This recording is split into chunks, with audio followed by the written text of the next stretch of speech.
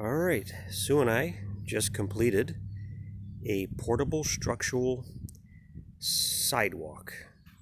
We made a video earlier if you were watching.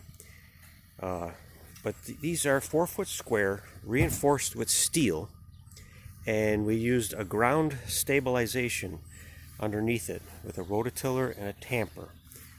Technology's been around for a long time. The ground gets super hard. It's stronger than grade 9 or any other gravel you'd put under there because it turns into like a concrete underneath these slabs. And then we put a bed of sand underneath for leveling. And we decided to do something different with these ribbons.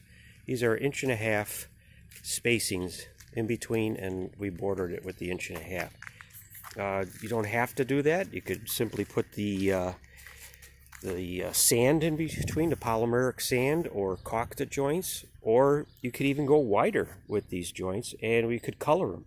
The sky's the limit as to what you could do with these designs. We have other designs in the future we're going to be doing. We have a large slate pattern we want to work on, and we'll just stay tuned and watch our videos, and it's just going to be getting more and more exciting as time goes on. This sidewalk was delivered and installed in 1 day. It's just we came back the next day to do this detail, and that kind of pays off sometimes. The detail really accents it very nice, I think. We just kind of threw that in the end because we wanted to try something different.